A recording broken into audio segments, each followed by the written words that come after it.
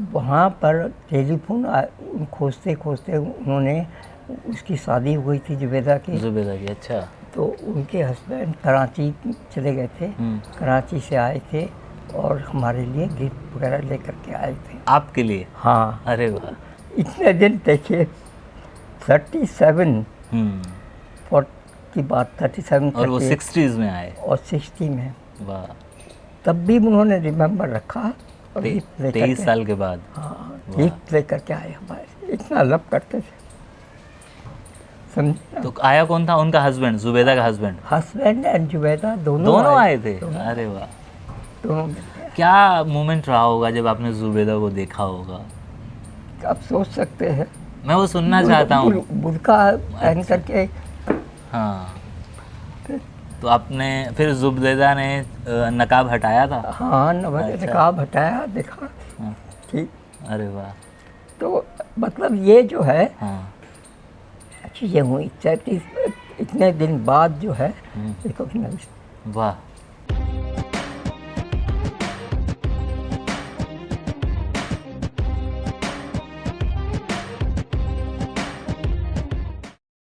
नमस्कार जी, मैं केशव मुल्तानी और आज मैं बैठा हूँ अपने ही शहर कुरुक्षेत्र में, और जिनके साथ बैठा हूँ वो कहीं नहीं गए, ना पाकिस्तान के किसी एरिया से आए और ना ही उन्होंने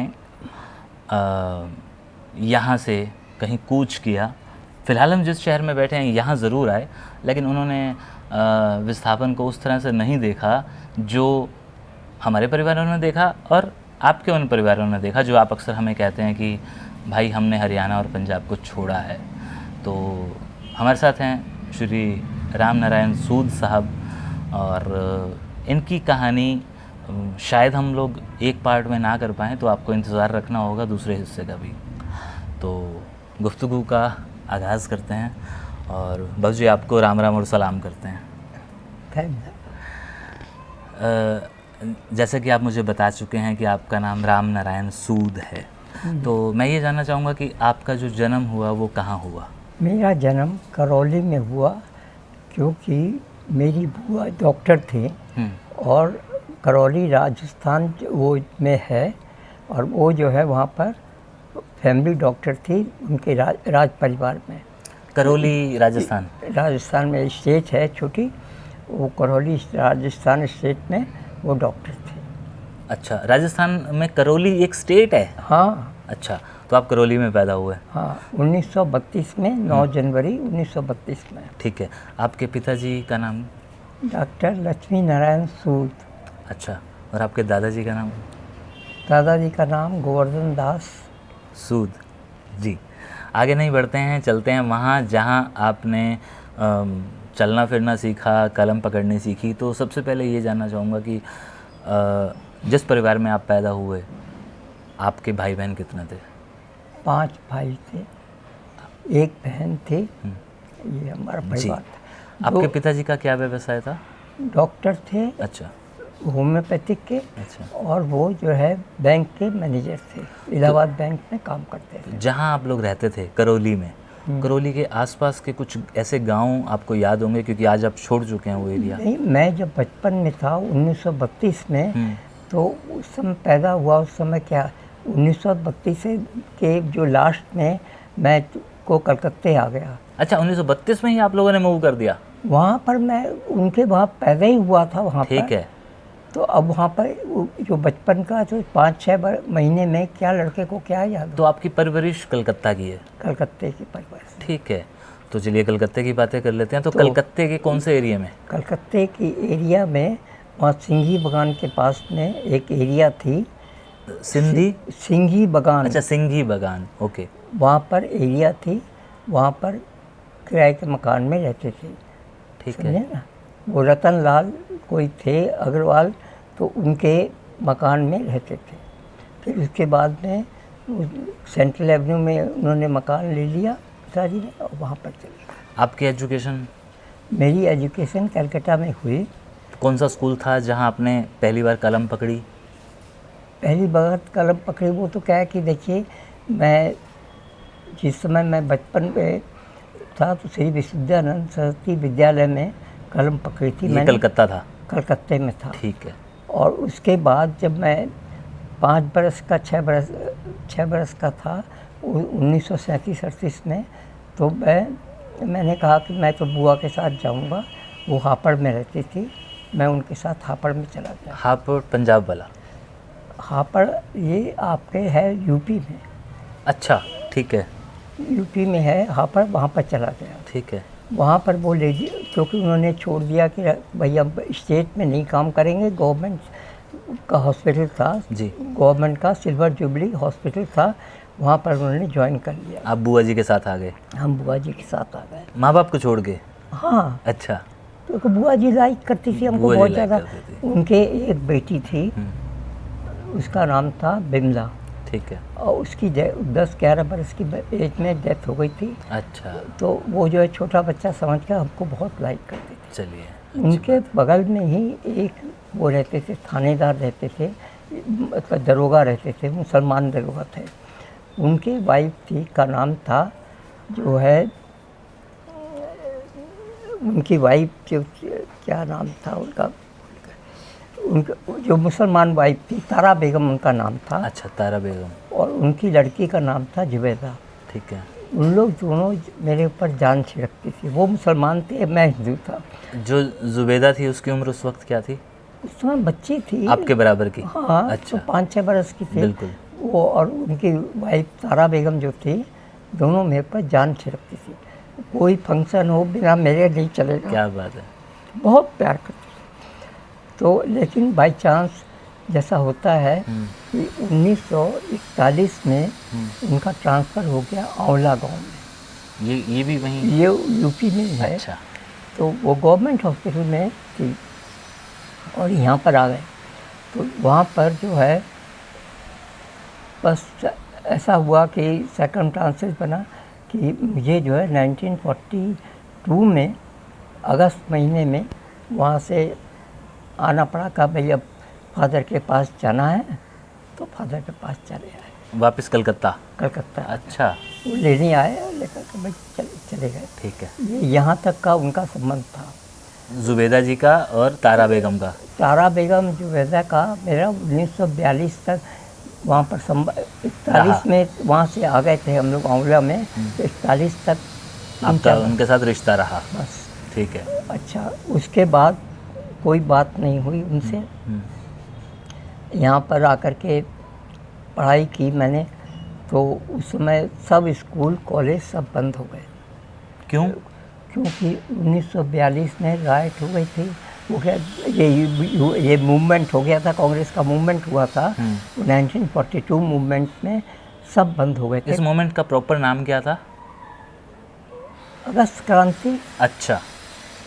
अगस्त क्रांति थी। वो जो तो पकड़े धरे जा रहे थे, तो सब कॉलेज, वो क्या कहते, स्कूल सब बंद हो गए थे। 43 के में एक स्कूल पहले खुला, डीडू महेश्वरी, वो चितपुर रोड पर था। अच्छा।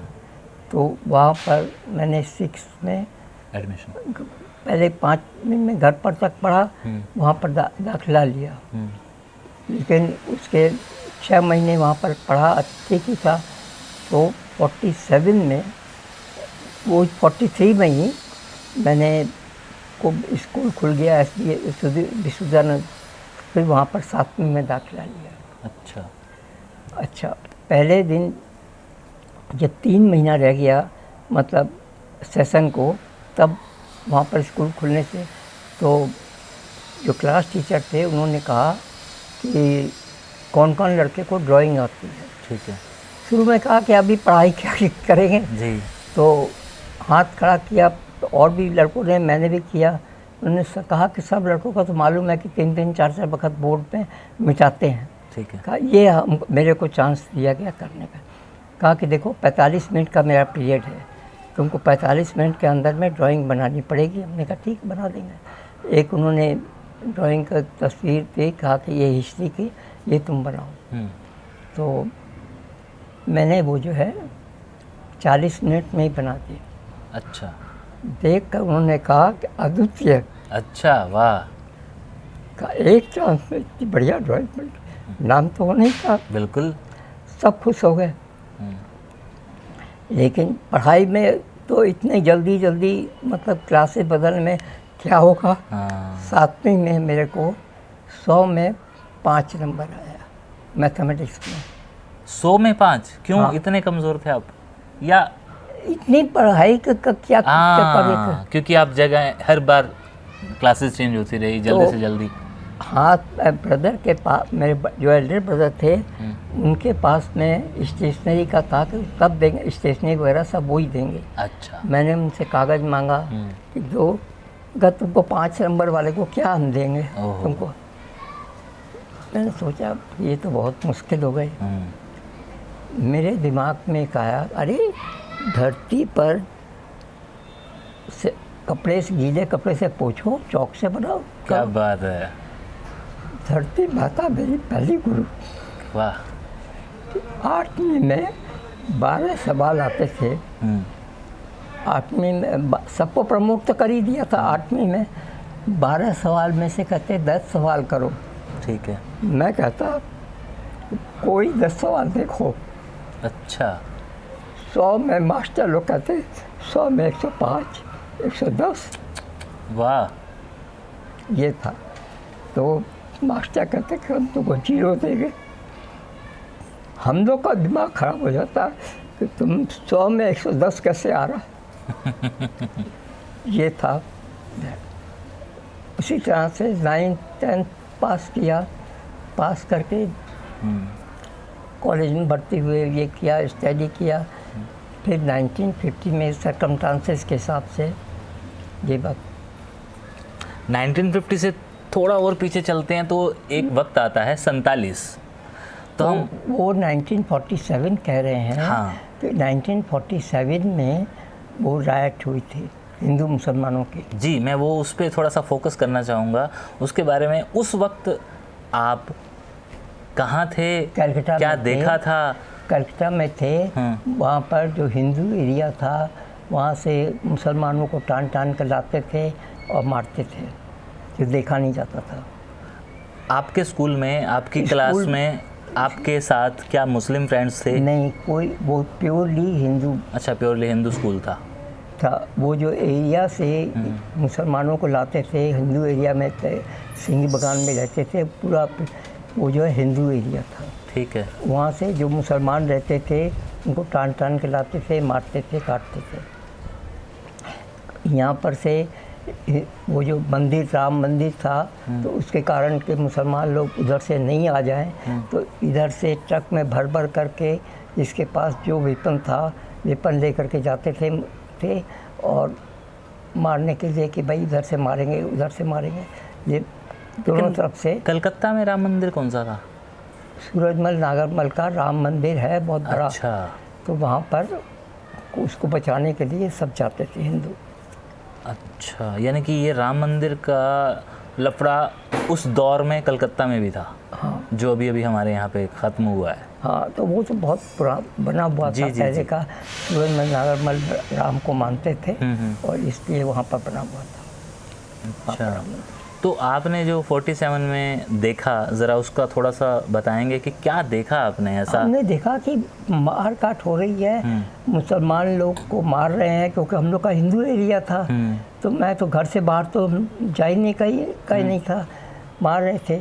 फिर इसके बाद में राइट को शांत करने के लिए ये टॉमी, जो अंग्रेज लोग के जो वो होते हैं, सिपाही लोग होते हैं, तो यदि कोई भी क्रॉस भी करना चाहता था सड़क, तो उन लोग कुछ सुनते नहीं थे, धड़ गोली मार दो उसको। मार दिया गोली 2-3 को। अच्छा, जो वो पुलिस वाले थे अंग्रेज़ों के? अंग्रेजों के। अच्छा। इस तरह से 2-3 हिंदू भी मर गए वहाँ पर। अच्छा, तो ये आपने बताया कि आपका एरिया तो पूरा हिंदुओं का था। फिर वहाँ पे मुसलमानों के साथ कैसे वहाँ रहते थे? नहीं, मुसलमान रेसिडेंस बना करके रहते थे। कुछ किराए पर लिए हुए थे, कोई सईस का काम करते थे, घोड़ा चलाने का काम करते थे। तो वो जो वहाँ पर रहते थे, अब रहते थे तो उन लोगों को क्या करें। अच्छा, तो उनके साथ थोड़ी ज़्यादती हो रही थी, ऐसा आप बता रहे हैं? ठीक है। तो जो देखा, इसी तरह से बगल में जो है मुसलमानों का एरिया था, तो केला बगान वो वहाँ बोलते थे, वहाँ मुसलमानों का ही एरिया था। अच्छा। वहाँ पर जो हिंदू लोग रहते थे, उनके साथ बुरा हाल। बिल्कुल बिल्कुल। तो ये चला था एरिया में। अच्छा। इसके जो स्कूल कॉलेज जो थे 47 का राइट हो गया, इसके बाद में पढ़ाई करके छोड़ दिया 1950। सर्कमस्टांसेस जैसे बन गई कि आई हैव टू लीव। तो इस दौरान जो लोग यहाँ से गए तो उनकी जगह पे भी तो कुछ लोग आए होंगे। कौन? पार्टीशन के बाद कुछ नए चेहरे, नए लोग भी आए होंगे। आए होंगे, मैंने को उतना ख्याल नहीं कि कौन अच्छा। कौन आए कौन नहीं आए। किसी कोई अपने उनके बंधु आ गए, कोई नहीं आ गए, चले गए। अब ये जो जुबैदा जो तारा बेगम थी, तो इनका बताता हूँ मैं कि ये जो है 1960 के करीब में हम लोग शिफ्ट हो गए थे अपने घर में। लेलुआ एक जगह है हबड़ा के पास में, बंगाल में, तो वहाँ पर शिफ्ट हो गए थे। तो जब अपना घर बन गया तो किराए के घर में क्यों रहे, तो यहाँ पर शिफ्ट हो गए थे। वहाँ पर टेलीफोन खोजते खोजते उन्होंने, उसकी शादी हुई थी जुबैदा की। अच्छा। तो उनके हस्बैंड कराची चले गए थे, कराची से आए थे और हमारे लिए गिफ्ट वगैरह लेकर के आए थे। आपके लिए? हाँ। अरे वाह। इतने दिन देखिए 37 की बात, 37 और वो 60s में आए। और 60 में। वाह। तब भी उन्होंने रिमेम्बर रखा और गिफ्ट लेकर 23 साल के बाद। हाँ, गिफ्ट लेकर के आए हमारे। इतना लव करते थे, समझे? तो आया कौन था? उनका हस्बैंड, जुबैदा का हस्बैंड। हस्बैंड एंड जुबैदा दोनों आए थे। अरे वाह। दोनों। क्या मोमेंट रहा होगा जब आपने जुबैदा को देखा होगा? आप सोच सकते हैं। मैं वो सुनना चाहता हूँ। बुर्का पहन करके। हाँ। तो आपने फिर जुबैदा ने नकाब हटाया था? हाँ, नकाब हटाया, देखा। ठीक। अरे वाह। तो मतलब ये जो है चीज़ें हुई 34 इतने दिन बाद जो है रिकॉग्नाइज। वाह। क्योंकि ये तो अनएक्सपेक्टेड था आपके लिए। टेलीफोन करके वो आए पाक में। मेरी वाइफ भी थी। अच्छा। उस टाइम। ठीक है। अच्छा, वो गिफ्ट क्या था जो लाए थे आपके लिए? एक हाथी था, वो जो 2 हाथी थे। एक जो है ट्रे थी, वो कप जो है वाइन की का जैसे होता है, वो लिख था। अच्छा। और ये कराची वाले थे? कराची से लाए थे? कराची से आए। क्या बात है। गिफ्ट तो गिफ्ट ही होता है। हाँ हाँ, बिल्कुल। तो इतना मानते थे। वाह। तो जो उन्होंने उस दौर में बातें की थी आपके साथ, कुछ देर तो बैठे होंगे आपके घर पे, चाय पी होगी, क्या क्या उन्होंने कुछ पुराने दिनों को याद किया? पुराने दिनों का कहा कि हम लोग बहुत खेलते थे, ये करते थे, वो करते थे। और कोई नहीं, पॉलिटिक्स की कोई बात नहीं। नो इंटरफेरेंस कि मैं इंडिया की करूं, वो उसकी करे, दोनों में नहीं। वो नहीं, लेकिन मैं तो बचपन की सुनना चाह रहा हूं। बचपन की वही कि हम लोग खेलते थे, ऐसे दौड़ते थे, चोर पकड़ते थे, आपको बनाते, चोर बनाते थे, वो बनते थे, यही सब बातें। और क्या। तो जुबैदा अकेली आई थी हस्बैंड के साथ? हस्बैंड के साथ आई। बच्चे भी थे साथ में? बच्चे अच्छा नहीं थे दोनों। वाह। तो ये आपको कंफर्म है कि वो कराची में है? हाँ, कराची से आए थे। कराची से आए थे। पार्टीशन के बाद वो चले गए, कराची चले गए थे। लेकिन उसके बाद दोबारा आपके साथ कोई संबंध, मेरी कनेक्शन कुछ नहीं हुआ? आज आप जुबैदा से मिलना चाहेंगे? अगर दोबारा जुबैदा से मिलने का मौका होगी भी कि नहीं होगी? अगर होगी तो मुश्किल है। आपसे बड़ी थोड़ी थी? बड़ी नहीं थी, बराबर की तो थी। क्या 90 बरस की होगी? क्यों नहीं? तो वहाँ से आना मुश्किल है। हाँ, ये ज़रूर है, आना मुश्किल है, लेकिन वहाँ से आने, पाकिस्तान से आना, आप जानते हैं कि क्या हालत है। बिल्कुल। तो अब कोई चांस नहीं। लेकिन अगर आपकी इस बात को सुन के हमारे पास एक कॉल आ जाता है जुबैदा के परिवार से कि जी हमारी दादी अम्मा या नानी अम्मा ज़िंदा है, महफूज है, और हमें कहानियाँ सुनाती है रूप नारायण साहब की तो क्या मंजर होगा? हो सकता है, ऐसा हो सकता है, क्योंकि ऐसा हमारे साथ कई बार हुआ है। हो सकता है, ऐसी बात नहीं। और होना चाहिए। मैं तो ये कहूँगा कि कराची के जो हमारे लोग देखने वाले हैं, जो जानते हैं कि कराची के इन एरियाज़ में कुछ उस तरफ के लोग आए हैं, उनमें से अगर कोई ज़ुबैदा नाम की बुज़ुर्गवार हैं तो उन्हें ये वीडियो ज़रूर दिखाइएगा, क्योंकि ये उनके बचपन के साथी हैं। और हम जानते हैं आज नहीं तो कल, यानी कि भले आज नहीं साल बाद ये वीडियो उस परिवार तक ज़रूर पहुंचेगा। वो शायद ज़ुबैदा के नाती होंगे या उनके पोते होंगे, कोई ना कोई तो ज़ुबैदा का वो मिलेगा हमें। हम इस उम्मीद से नहीं बैठे थे यहाँ बातचीत करने। यहाँ तो एक बातचीत हो रही थी कि एक प्रतिभाशाली बच्चे के साथ जो मातृभूमि को अपनी गुरु कहता है, तो बातें वहाँ से चली थी। लेकिन जब कनेक्शन आया कराची का, तो आपको जानते ही हैं हमारे वीडियो सारे के सारे उस तरफ देखे जाते हैं ज़्यादा। और बस बाकी क्या कहने,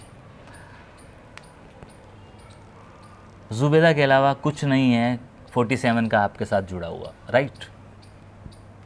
कुछ कुछ नहीं।